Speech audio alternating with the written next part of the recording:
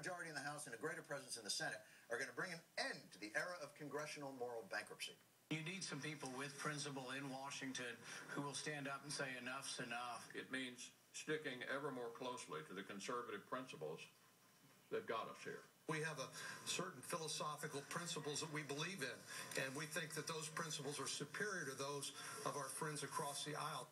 And by friends, I mean principle-less farts. So, what is their core number one principle?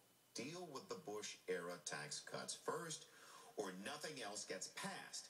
All 42 GOP senators signed a letter to Majority Leader Harry Reid. They vowed to prevent a vote on any legislative item until the tax issue is resolved. That is inspiring. When a party stands together, there is nothing it can't prevent from getting done. I wonder what issues are of so little import that Senate Republicans will refuse to even vote on them until they are sure that the marginal tax rate on the top 2% of the richest Americans won't be raised from 36 to 39%. What can't we do until Uncle Sam promises not to hurt Daddy Warbucks? Don't ask, don't tell. Yesterday, the Senate rejected an effort to open debate on repealing that policy. Also, the DREAM Act, this bill, would have offered a path to citizenship for some illegal immigrants who entered the U.S. as children. Also stalled a bill to provide health benefits for 9/11 first responders. I get the other two, but since when does the Republican Party make 9/11 first responders stand over in the corner with the gays and Mexicans? I can't believe it. By the way, the 9/11 responders bill is called the Zadroga bill. It's named for an NYPD officer who died as a result of breathing toxic dust at Ground Zero, and it would set up a $7.4 billion fund to treat illnesses arising from working at Ground Zero, compensate the sufferers for economic losses, a.k.a. the least we can do / no-brainer act of 2010. Since Republicans took to the floor to discuss the DREAM Act and took to the floor to discuss Don't Ask, Don't Tell, I can't wait to see them take to the floor to talk about why their party hates first responders. I know what it is. It's the calendars, isn't it, fellas? You don't like the calendars. It appears no Republican senators even showed up to discuss their principled stand after Schumer and Menendez. Perhaps maybe the Republicans were in New York administering health care personally. No, they're not there. Maybe they were at the big game. No, they were not there. Maybe they were in the frozen tundra. No, barren as ever. Of course, the Republicans wouldn't be so cowardly as to not vote for the bill without justifying their actions. Just cowardly enough not to do it on camera. Wyoming Senator Mike Enzi explained in a Sunday op-ed that his real concern was proper oversight of money already spent on 9/11 workers.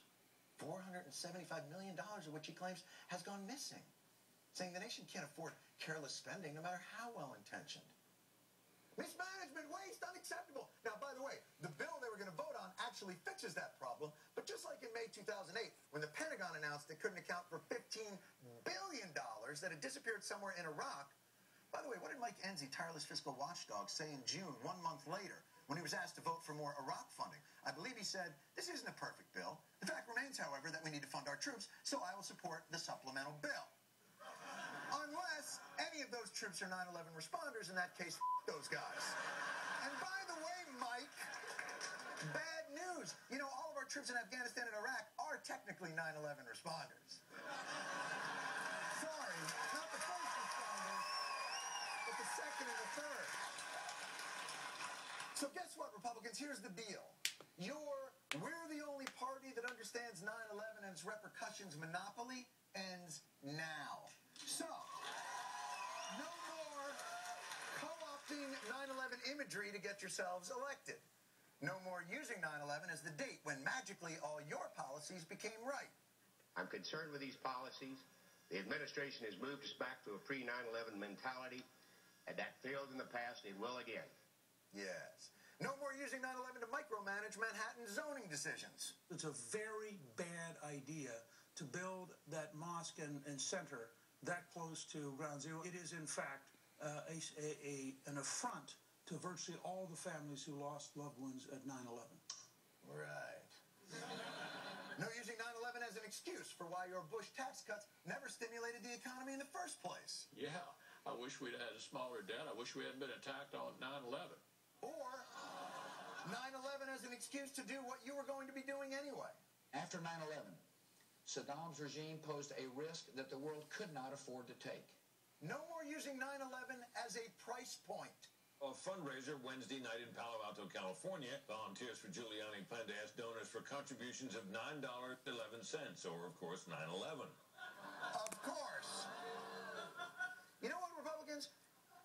You use it so much, if you don't owe the 9/11 responders health care, at least you owe them royalties. So here's a little tribute. Here's a little tribute. A tribute. We were building up to it. Here's a little tribute we put together to some of those illustrious Republican senators who, when it has served them in the past, have found comfort and advantage in invoking the heroes of 9/11. And yet, when it came time to return the favor, delivered their message loud and clear. No. So here's to the 9/11 non-responders. I know that many of my friends and colleagues who were here on that horrific day feel a very deep and personal debt to the heroes of September the 11th. Mr. Cornyn. The uncommon courage of first responders called to duty on that day reflects the steadfast spirit of our great nation. Mr. Grassley. We marveled at the heroism and bravery of the first responders. Mrs. Hutchison. Men and women searching and clearing the World Trade Center site. Worked day and night. Ms. Snow. The firefighters who gave their lives, the firefighters who worked day and night, the volunteers who have gone in there. Mr. Hatch. It showed that under the worst of circumstances, we will come to the aid not only of our friends and neighbors, but to complete strangers. Mr. Bunning. Each moment of September 11th, 2001 is forever etched on our minds. Mr. Enzi.